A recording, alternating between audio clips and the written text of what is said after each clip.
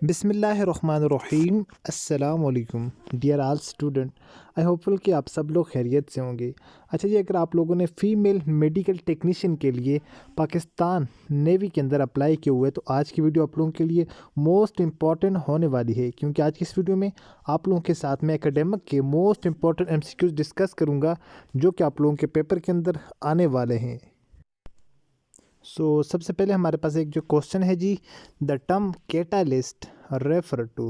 अच्छा, जो कैटालिस्ट जो टर्म्स है ये किस चीज़ से रेफर है, और मैं आप लोगों को ये बता दूं, ये वाला जो क्वेश्चन है प्रीवियस ईयर में ऑलमोस्ट जितने स्टूडेंट के पेपर थे ये वाला क्वेश्चन बार बार रिपीट हो रहा था। ये मोस्ट इंपॉर्टेंट क्वेश्चन था, ठीक है।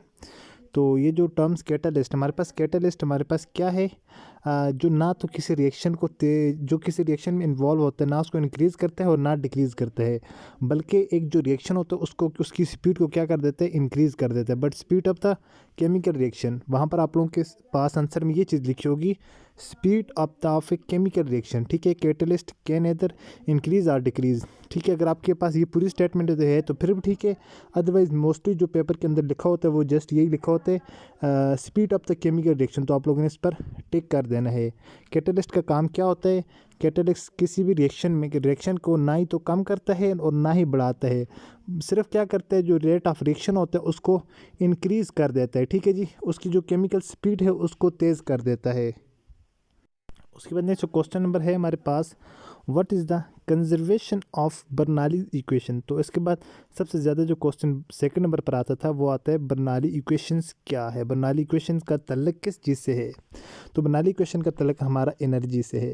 अगर आप लोगों ने अभी तक वीडियो को लाइक नहीं किया तो प्लीज़ वीडियो को लाइक कर दें, और अगर चैनल पर फर्स्ट टाइम आए हैं तो प्लीज़ चैनल को सब्सक्राइब करके साथ बेल आइकन के बटन को नोटिफिकेशन ऑल कर दें, ताकि आने वाली नेक्स्ट वीडियो की अपडेट सबसे पहले आप लोगों तक पहुँचती रहे। अच्छा जी, आप लोगों के साथ एक और डिटेल में डिस्कस कर दूं, अगर आप में से कोई स्टूडेंट भी हमारा पेड कोर्स ज्वाइन करना चाहते हो तो उसके लिए आप लोग मुझे इस नंबर पर रब्ता कर सकते हैं। इंतहाई मुनासिब फ़ीस के अंदर इंशाल्लाह आप लोगों को A to Z, ठीक है, कंप्लीट कोर्स आप लोगों का, वर्बल नॉन वर्बल एकेडमिक आप लोगों का, आप लोगों ने चाहे किसी भी ब्रांच के लिए अप्लाई किया हो या ऑल ऑफ द पाकिस्तान के किसी भी डिपार्टमेंट में आप लोग टेस्ट की तैयारी कर रहे हैं, तो आप लोग मेरे इस नंबर पर मुझे व्हाट्सएप पर मैसेज कर सकते हैं। तो इंशाल्लाह आप लोगों को बाकी तमाम तर डिटेल मैं वहाँ पर बता दूँगा। वहाँ पर आप लोगों को वीडियो लेक्चर के फॉर्म में मिलेंगे, और आप लोगों का हर 1 वीक के बाद आप लोगों का वहाँ पर टेस्ट भी लिए जाते हैं, और गारंटी के साथ इंशाल्लाह आप लोगों का इनिशियल टेस्ट पास होगा। ओके, तो जिन स्टूडेंट ने टेस्ट की तैयारी करनी है तो वो मेरे इस नंबर पर रब्ता कर सकते हैं। तो इंशाल्लाह आप लोगों को कंप्लीट डिटेल के साथ गाइड कर दिया जाएगा। अब आप लोगों को यहाँ पर जो करेक्ट आंसर था बर्नौली इक्वेशन का वो था एनर्जी। उसके बाद नेक्स्ट जो क्वेश्चन है जी, a reaction rate can't be express in term of time. अच्छा जी, एक जो रिएक्शन है उसकी रेट को, उसकी जो है क्या चीज़ कह रहा है कि रेट कांट बी एक्सप्रेस, उसकी जो रेट है उसको नहीं एक्सप्रेस किया जाता है इन टर्म ऑफ टाइम। टाइम्स में उसकी जो रेट है उसको एक्सप्लेन नहीं किया जाता, बल्कि किस में एक्सप्लेन किया जाता है, उसकी अमाउंट ऑफ प्रोडक्ट में, यानी जो रिएक्टेंट्स हैं, रिएक्टेंट से कितना प्रोडक्ट बना है हम उसके ऊपर ये डिपेंड करता है रिएक्टेंट्स, ओके, ना कि उसकी टर्म्स ऑफ टाइम पर। तो इसका करेक्ट आंसर हो जाएगा अमाउंट ऑफ प्रोडक्ट्स। उसके बाद नेक्स्ट क्वेश्चन है जी, what is rate of chemical reaction. तो रेट ऑफ केमिकल रिएक्शन क्या है, chemical reaction rate is an intensive property. Chemical की जो रेट ऑफ रिएक्शन है वो क्या है, वो एक इंटेंसिव प्रॉपर्टी है। उसके बाद नेक्स्ट क्वेश्चन है जी, if K Q C is less than K C. अगर जो हमारे पास क्यू सी की वैल्यू है वो अगर के सी से कम है तो क्या होगा, reaction will move forward direction. तो रिएक्शन क्या करेगा, फॉरवर्ड डायरेक्शन में क्या मूव करेगा। अगर हमारे पास के सी, ये दो टर्म्स है, कि K C Q C is less than K C, ठीक है जी। अगर क्यू सी की वैल्यू के सी से कम है और के सी की वैल्यू ज़्यादा है क्यू सी से, तो हमारे पास क्या होगा, जो रिएक्शन होगा हमारे पास, रिएक्शन हमारा जो है वो रिएक्टेंट से प्रोडक्ट में जाएगा, यानी बैक साइड से फॉरवर्ड की जाने मूव करेगा, ओके। उसके अलावा नेक्स्ट क्वेश्चन है हमारे पास, the percentage of nitrogen in atmosphere. Atmosphere के अंदर नाइट्रोजन की परसेंटेज क्या है, 78% जो है वो नाइट्रोजन एटमोसफेयर के अंदर प्रेजेंट है। तो नेक्स्ट क्वेश्चन है जी, the percentage of oxygen in atmosphere is तो एटमॉस्फेयर के अंदर ऑक्सीजन की परसेंटेज क्या है, तो ऑक्सीजन 21% जो है ऑक्सीजन वो एटमॉस्फेयर के अंदर प्रेजेंट है, और 78% नाइट्रोजन जो है वो एटमॉस्फेयर के अंदर प्रेजेंट है। उसके बाद नेक्स्ट क्वेश्चन है जी, the lives of aquatic plant and animals depend on the oxygen which is. अच्छा जी, जो एक्वेटिक हमारे पास कहा जाते हैं पानी को, ठीक है जी, एक हमारे पास आ जाते हैं एक्वेटिक प्लांट्स जो पानी के अंदर होते हैं, एनिमल्स जानदार डिपेंड ऑन ऑक्सीजन जो है वो क्या करते हैं, वो वो कौन से ऑक्सीजन के ऊपर डिपेंड करते हैं, जो पानी के अंदर डिज़ोल्व होते हैं, ठीक है जी। जो समुद्री पौधे होते हैं हमारे पास, और समुद्री पौधे और जानवर जो होते हैं उनको कौन सी ऑक्सीजन चाहिए होती है ज़िंदा रहने के लिए, उनको डिज़ोल्व इन वाटर, जो पानी के अंदर डिज़ोल्व होती है ऑक्सीजन, उनको वो रिक्वायर होती है अपनी ज़िंदगी के लिए, ठीक है, चाहे वो समुद्री पौधे हों या वो समुद्री जानवर हों। उसके बाद नेक्स्ट क्वेश्चन है, the reaction in which products do not recombine in form reactants are called, तो उनको कहा जाता है इरिवर्सिबल रिएक्शन। जो रिएक्शन ऐसे प्रोडक्ट हमारे पास, ऐसे रिएक्टेंट्स जो रिएक्टेंट से प्रोडक्ट तो बने लेकिन प्रोडक्ट से वापस रिएक्टेंट में ना आए, तो फॉर एग्जांपल हमारे पास हम कहते हैं कि ये हमारे पास रिएक्टेंट हैं और ये हमारे पास प्रोडक्ट हैं, ठीक है। ज़रा आप लोगों ने बात को यहाँ से समझना है। तो हमारे पास ये रिएक्टेंट और ये हमारे पास प्रोडक्ट, अगर ये रिएक्टेंट प्रोडक्ट्स में कन्वर्ट होते हैं तो हम इसको कहा जाते हैं, और अगर ये प्रोडक्ट रिएक्टेंट्स में वापस कन्वर्ट होते हैं इसको कहा जाता है रिवर्सिबल रिएक्शन, ठीक है। यानी ये फॉरवर्ड भी जाता है और वापस बैक भी आता है। अगर आपका जो रिएक्शन है वो सिर्फ फॉरवर्ड जाता है बल्कि बैक नहीं आता, तो इसको क्या कहते हैं, इसको इरिवर्सिबल रिएक्शन कहा जाता है। और ये क्वेश्चन लाजमी आते हैं पेपर के अंदर, ओके। ये आप लोगों के पास पेपर से लिए गए क्वेश्चंस हैं। The gas we inhale during breathing is. अच्छा, ब्रीथिंग कहा जाता है सांस लेने के अमल को, यानी अमल तनफ़ुस, ठीक है जी, सांस लेने का अमल। तो उसमें क्या करते हैं, जिस वक्त हम सांस लेते हैं, ठीक है, जिस वक्त हम सांस लेते हैं ना, तो हम क्या करते हैं, ऑक्सीजन को अपने अंदर इनहेल करते हैं और कार्बन डाइऑक्साइड को आउट करते हैं, ठीक है जी। ये मोस्ट इंपॉर्टेंट चीज़ें हैं, समझने की हैं। सो इसलिए आप लोगों ने बी अट्रैक्टिव, आप लोगों ने जो है फुल्ली कंसंट्रेशन के साथ इस चीज़ को सीखना है। हम कार्बन को अपने अंदर इनहेल करते हैं और कार्बन डाइऑक्साइड को हम क्या करते हैं, आउटलेट करते हैं, यानी निकालते हैं। उसके बाद नेक्स्ट क्वेश्चन है जी, the reaction will attain the equilibrium if. तो हमारे पास जब क्या होगा, किस वक्त एक रिएक्शन जो है उसकी इक्विलिब्रियम किस वक्त होगी, उसकी रिएक्शन की इक्विलिब्रियम जिस वक्त क्यू सी की जो है वैल्यू के सी के बराबर हो, mean Q C is equal to K C, तो हमारे पास क्या होगा, रिएक्शन अटेन इक्विलिब्रियम। तो रिएक्शन क्या होगा, इक्विलिब्रियम की तरफ जा रहा होगा, यानी उसने इक्विलिब्रियम रिटेन कर ली होगी। उसके नेक्स्ट जो है, specific rate constant for backward reactions. Backward reaction के लिए हमारे पास एक स्पेसिफिक जो है कांस्टेंट रेट होती है हमारे पास, वो कौन सी है, हमारे पास वो होगी कांस्टेंट इज़ लेस देन सब, ठीक है, is greater than R, is less than slash सब। ये आप लोगों के पास ये ऑप्शन नंबर जो सी है थर्ड नंबर पर, ये आप लोगों ने याद रख लेना है। पहले कांस्ट के है, फिर उसके बाद सब, उसके बाद आर डिस्टेंस, उसके बाद सब आगे, ठीक है जी। ये आप लोगों ने इसके प्रॉपर पैटर्न याद रख लेना है क्योंकि ये आप लोगों के पेपर में आने वाला है क्वेश्चंस।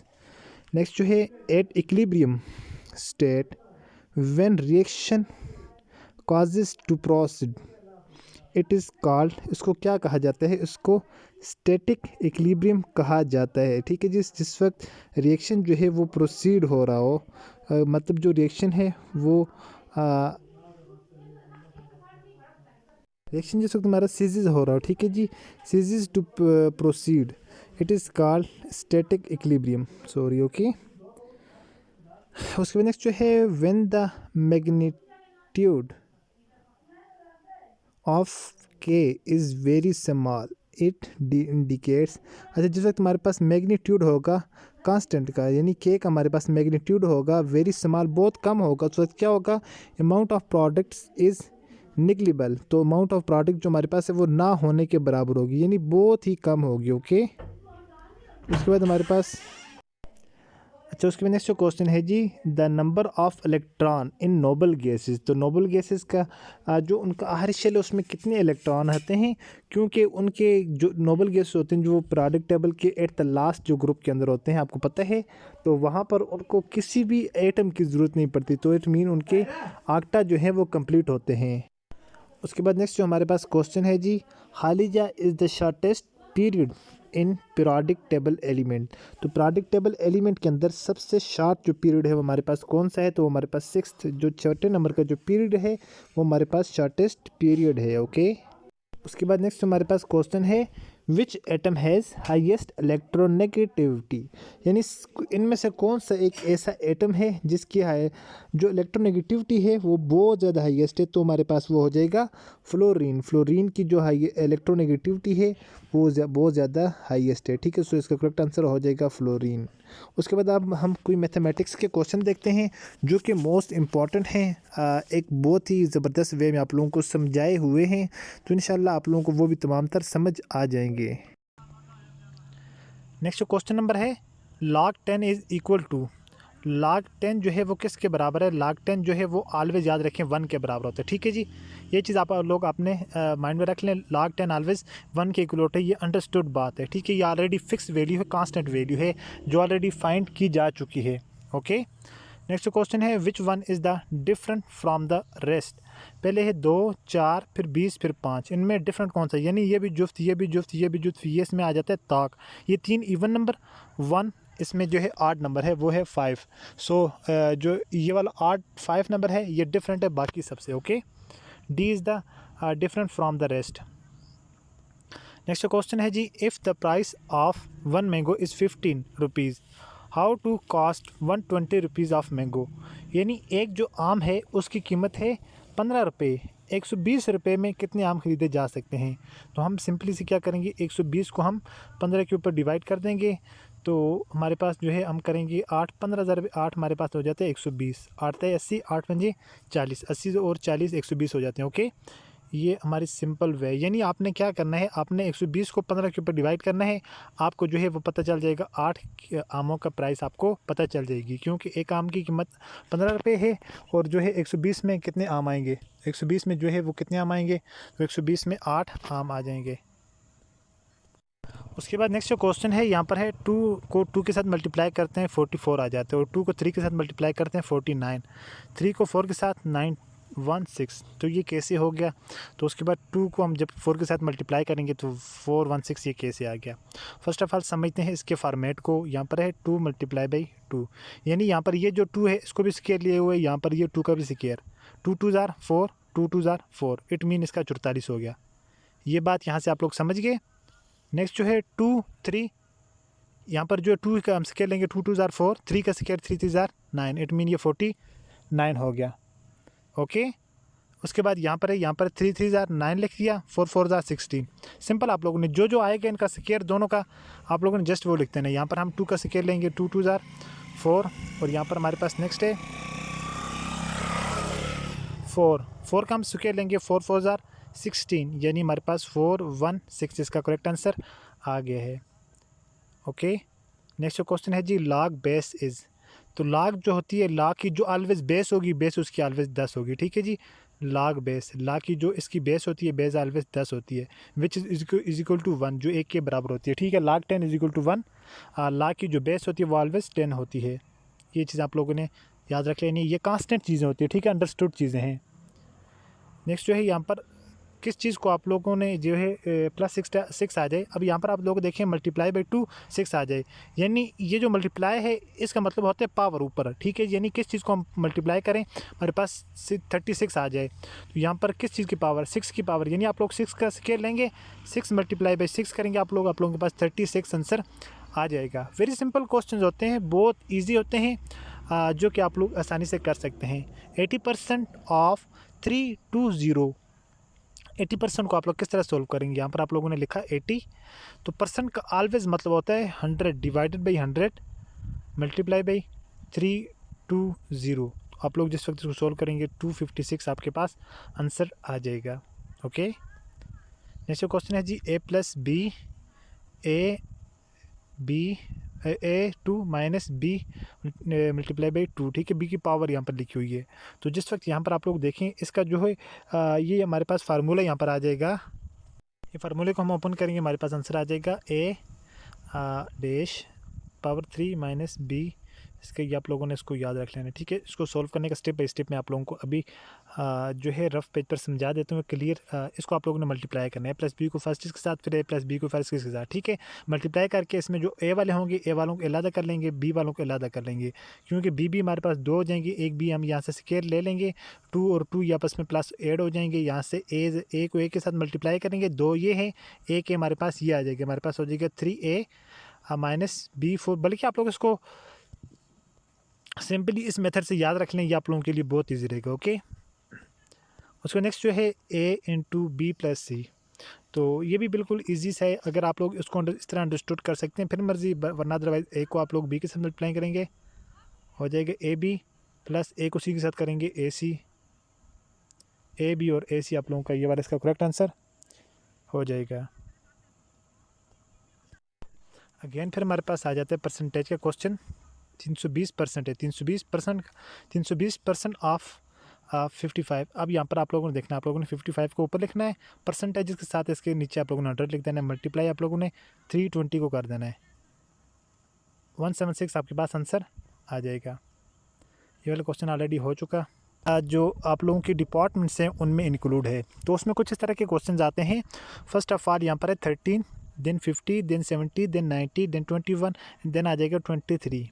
इट मीन 2 की सीरीज से यहाँ से इंक्रीज हो रही है। 13 के बाद 250, 50 के बाद 270, 70 के बाद 290, 90 के बाद 221, 21 के बाद हमने भी 2 इंक्रीज़ कर देने हैं, जो हमारे पास 23 आ जाएगा। आई होपफुल कि आज की वीडियो आप लोगों को पसंद आई होगी और आप लोगों को तमाम तर चीज़ों की समझ भी आ चुकी होगी।